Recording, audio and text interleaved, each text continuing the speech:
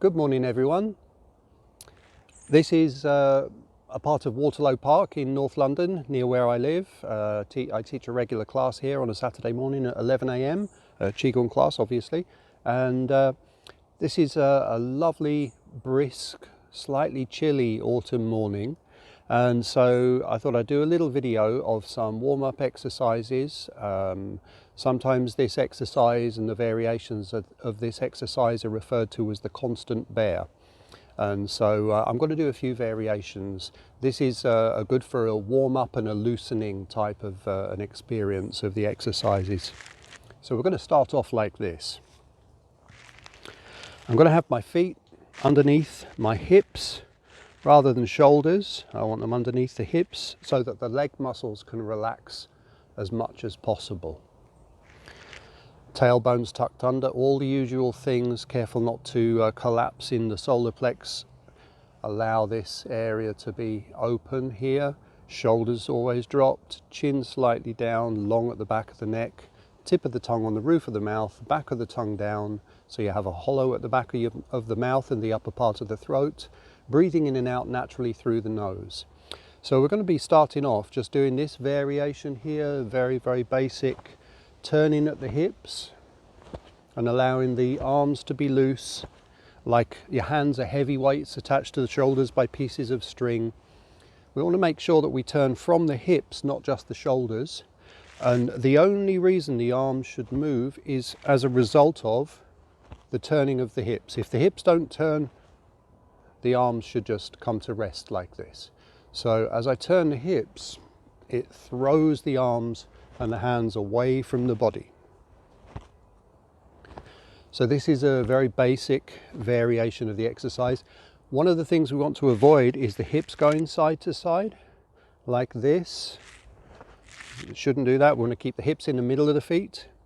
And also the kneecaps, if you excuse my knobbly knee, when we turn the hips, careful not to do this and careful not to do this.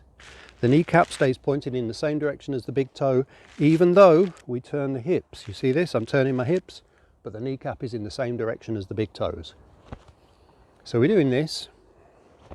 And what I'm going to start to do is I'm going to start to lean the body and step lightly with the toe first, then the ball of the foot, inside edge of the ball of the foot, then the inside edge of the heel.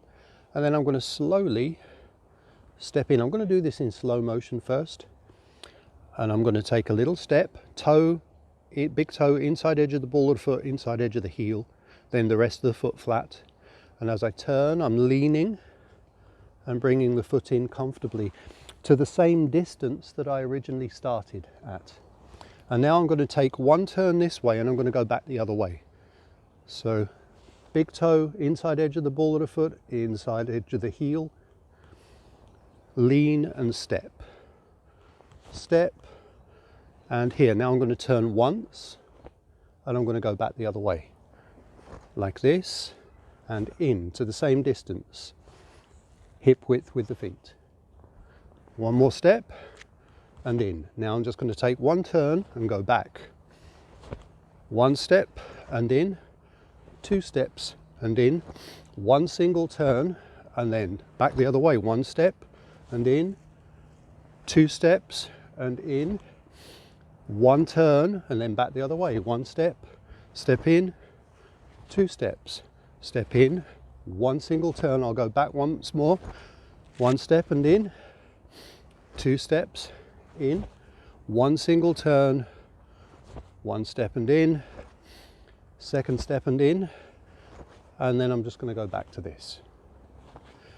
So another variation we're going to do is to have one foot in front of the other, like this, hips in the middle of the feet, and I'm turning so that my opposite arm to the leg which is in front is across my body like this. So we have this twisting, this spiral from the foot all the way to the opposite hand. And then I'm going to turn this way, like this, and here. Now I'm just turning on the horizontal plane like this at the moment, here and here, like this and like this. Careful to keep the lower back with the tailbone tucked rather than a curve here. Nice and comfortable in the spine here. So turning this way, turning this way. Now what I'm going to do is I'm going to lean forward, I'm going to step in, then I'm going to step the other foot back, slightly adjust the front foot, and then turn back this way. I'm going to do this 3 times. That's the second, third, and then step. Step back, slightly adjust the front foot. So this is 1, 2, 3. Step in, step back. 1, 2, 3. Step in, step back. 1. Here, this is 1, excuse me, I got the count wrong. 2,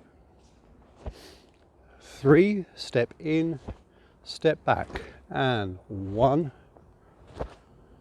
2, 3. Step in, step back. I'll do that one more time. This is 1, 2, 3, and back to the parallel. Now this could be done quite vigorously. I won't do that at the moment, but it can be done vigorously. I'll do a separate video about the more vigorous expression of the exercise. Then another variation, same, 1 foot forward, 1 foot back, but this time I'm going to go like this. So I'm leaning forward, keeping the hips in the middle of the feet, and then I'm going to come back this way and one hand up the top here. So as I do this, I'm sinking my knees forward as my hand goes up. So I'm going forwards like this and up like this. 1, 2, and so on.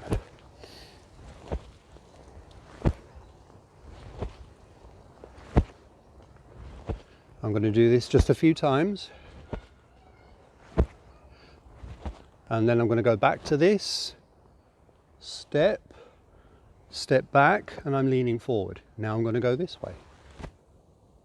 Opposite hand at the back, back of the hand touches the kidney on the opposite side. This way, this way.